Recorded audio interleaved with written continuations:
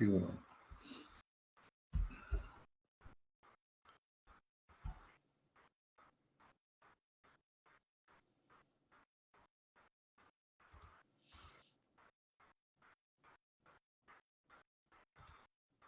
All right, there we are. All right, we're live on Facebook. With me today is Judo Olympian Rick Hawn. Rick and I have been friends for quite a while. He was a 2004 representative for the United States in the Olympics for Judo, and he has since then become a BJJ black belt. Has competed in and won 2 Bellator tournaments. Right, so that was pretty spectacular. I remember watching all that, and I think you had some good highlight reels with some good judo throws in those fights too, which was really awesome. So welcome to Facebook Live with me today, Rick.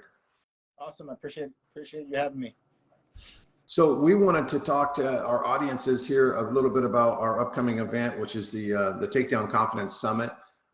It's an online event with 30 experts in BJJ, Judo, Sambo, wrestling, and where I interviewed all of these 30 participants and we discussed the importance of takedowns in our grappling game, particularly kind of aimed towards the jiu-jitsu side of things, because in jiu-jitsu it seems like there's a little bit of a neglect in that area, and for multiple reasons, which is one of the things that we cover in those interviews, is why people do hesitate to learn those takedowns, and how they can overcome that hesitation and get after it and implement the takedowns into their game.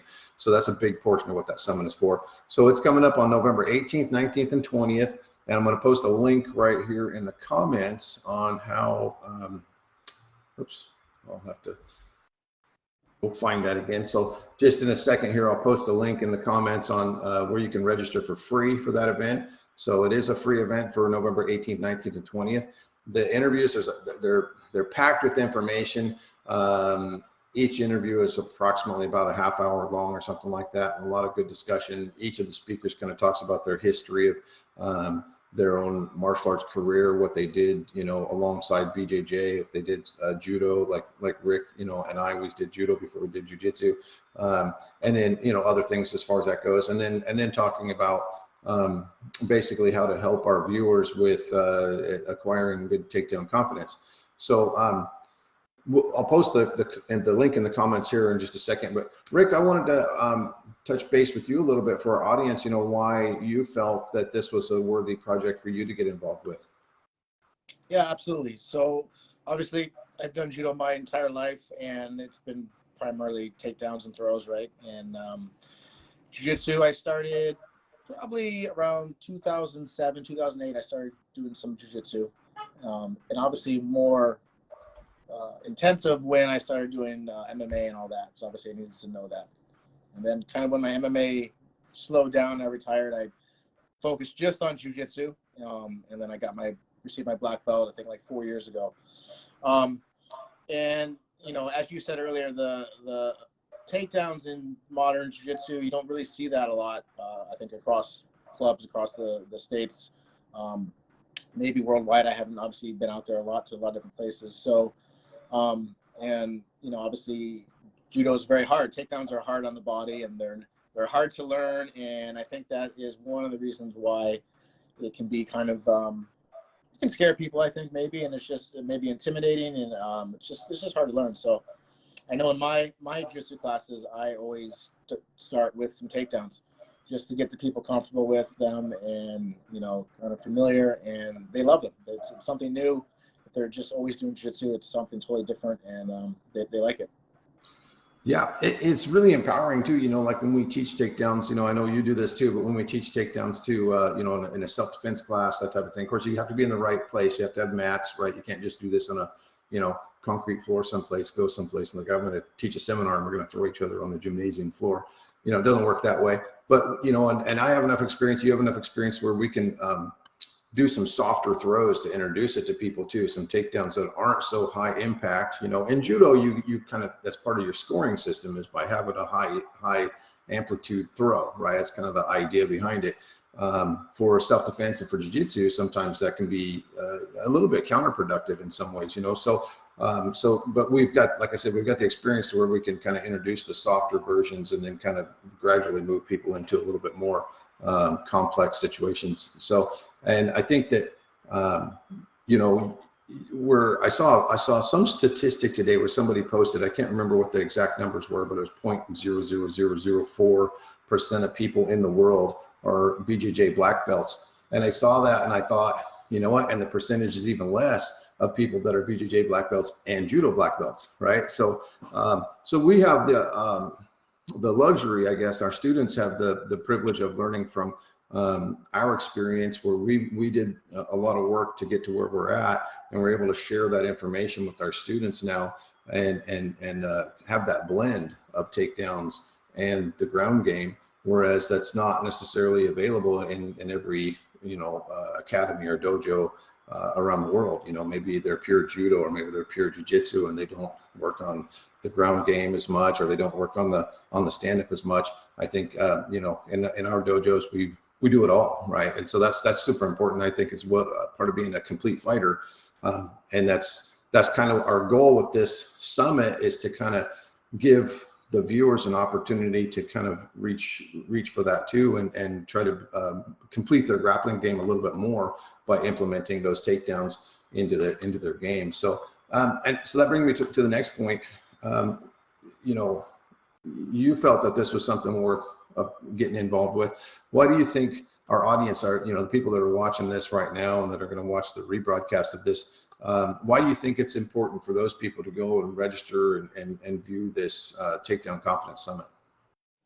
Well, I mean, you have, I think you said, like 30 some instructors speaking from all different martial arts, I believe, right? Or mostly just judo, at least do takedowns, right?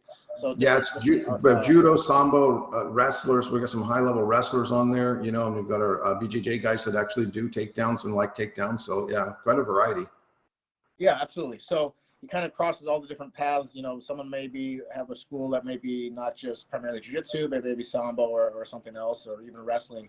But they all tie in together. All the takedowns really are very similar in a lot of ways. So I think that if people are interested, you know, they're gonna have a lot of benefit from viewing it and checking it out and having a, you know. I also saw you had Charlie Minkin on there. She's another judo yep. Olympic teammate in 04, so she's very high level as well. So, and I recognize some of the other faces as well, names. So I think it's going to be an awesome event, and I'm happy to be part of it. And I encourage everyone to check it out if they get a chance, because it's definitely going to elevate their game or give them maybe a just different perspective on takedowns and how it works.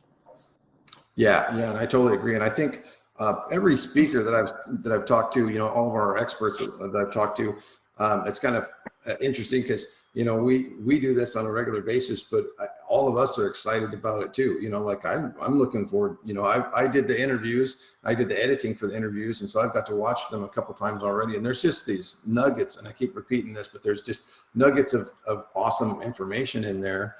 And there's some things that are very paralleled, right? And then there's some other things that are very unique to each of the experts, right? So how their approach to things, their strategy, or how they explain it, or whatever, you know. So it's really worth it to go in there and listen to all those interviews. And then on top of that, there is available an all access pass. The all access pass gives you lifetime access to those interviews, so you can go back and watch them over and over and over again if you want to. It also gives you an MP3 audio version of those interviews, so you can listen to them on the go. So if you're driving or working out or something else, you want to listen to it like a podcast, you can do that. I love doing that. When I'm lifting weights, I usually don't listen to music. I listen to books or some kind of, you know, something like that. So, and then you've got a transcription of each of the interviews. So if you want to read through it and make your own notes on things, that's another thing that's awesome. It's like having a little book of these interviews, right? So it's a pretty cool thing. And then there's some more bonuses in there, but like the one that really I think is adds to the value of it is that all of our speakers, all of our experts filmed a takedown video specifically for the all access pass holders. So if you go and you purchase that all access pass, you get 30 different videos of 30 different techniques from 30 different instructors, which is pretty amazing, right? I mean, you've been to seminars, you've taught seminars, same for me. And how often do you have 30 experts all together of different walks of life that are going to give you advice on how to improve your takedown game? And then not only that, if you get the all access pass, they're going to show you how, right? So they're going to tell you why you should do it. And then on top of that, they show you some techniques, some of their go-to techniques. And it's not really complex either. Like there's a couple of takedowns in there. They're a little bit more complex, but for the most part, it's pretty simple. It's pretty simple stuff, stuff that you can learn by watching the video and practicing it with your practice partners, fairly easily. So really good value there. So be sure when you go and register for the free event that you check out the all access pass and look at all the features there. And if you see the value in it, go ahead and, pick that up. $47 is what it costs right now. Next, or the week of the event, the price actually goes up. So right now is the best time to purchase that if you guys, get a chance to. So, Rick, you just had a recent event that you competed in. Can you tell us a little bit about that? Yeah, so we have a local MMA show, and on that show, they sometimes do jiu-jitsu matches, like gi matches, and no gi matches, submission only, along with kickboxing fights and MMA fights. So a few years ago, I did my first match. It's inside the cage, so it's kind of a unique area to do a match in. This is my third one doing it, and this is my first event though, my first live training event from hip surgery, hip replacement last year. Yeah. So it was, it was big for me because I was, obviously that's a pretty major surgery, and I've been training pretty hard for the last several months. I'm able to do that, but it was my first live event. So it was exciting. I ended up winning by an armbar. Awesome. Which is my first two events ended up in a draw. So it was exciting to kind of get that first win. Yeah, it was great. I'm looking forward to kind of maybe getting back on the tournament scene with jiu-jitsu. And who knows how I feel with my body. If I can endure it, I'll maybe step back in the cage for some fighting at some point if I don't get too old. Yeah, well, the hip surgery, that's a big deal. I don't think, people realize it. You did a really good job recovering from that.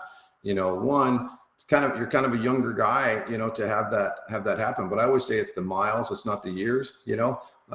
You've got a lot of miles on your body. You've been doing judo, I think, since you were 12. Is that right? Somewhere around there. Correct. Yeah. Yeah. So, that's a lot of, and not just like recreational judo, but high level competition judo. That's different. That's a lot of training. That's a lot of impact on your body. A lot of, and judo is so based around the hips, So that, and so you had a pretty, you must have been really diligent on your physical therapy is what I'm guessing, working out, one of the things is you're probably in pretty decent shape before the surgery and able to kind of get back into shape pretty quickly, because that's a big deal to be able to recover from that and then be back into competition within about a year's time, right? Yeah. So they say the recovery is about a year for that. I had a couple of setbacks. I think I came back and started doing stand-up randori a little too early last Thanksgiving, and kind of paid the price for it, kind of tweaked it a little bit. Which I should have known better, but yeah, it's still not 100%, but it's close enough, that it doesn't hurt anymore like it used to, like just sitting here. So I'm happy I had it done. I wish I would have done it sooner. But yeah, it is what it is. I'm good now. Yeah, right. Well, that's good that you're happy and satisfied that you did do it, because I've seen some other surgeries that have not gone so well and people have regretted it, so I think that if it was what you needed and you got it done and it worked for you, then fantastic. Obviously you're able to compete again, so it must be, and that's a good thing. So one more, another time for our viewers here, remember November 18th, 19th, and 20th is the actual broadcast of the Takedown Confidence Summit. But you can go register right now. The link is posted in the comments right here, and just click on that link. It'll take you to the website, and you can read through it, and you can register for it right there. And it's free for 18th, 19th, and 20th. If you want the all access, lifetime access to those interviews and all the bonuses that go with it, then click on the all access pass button and it'll take you to the information for that. I want to do a quick shout out also to our veterans out there. Today's Veterans Day, and I want to just say Happy Veterans Day and thank you for your service to our country. Very important day. I think here where I'm at, I think there's a parade going on here pretty soon, and they're going to fly some jets by. So we might get a blast of that here in a few minutes because I'm kind of in line with the airport right here where our dojo is. So anyway, Rick, thank you for your time today, and I appreciate you getting on here with me, and I really appreciate you being part of the Takedown Confidence Summit. And everybody, if you want to see further details and with the interview with Rick, where we talk a little bit more about how to implement takedowns into your game, and from his perspective, which is fantastic because as his dojo, he teaches judo and jiu-jitsu and MMA. That you do a lot of different things there going on at your place. And so, from an eclectic mindset like that, it's really good to be able to pick the brain of somebody with that level of experience. So, make sure everybody that you go register for that. Thank you, Rick, for being with me today. Thank you. Appreciate it. And like you said, everyone, please check it out. Awesome. Have a great day, sir. You too. Take care. Bye-bye.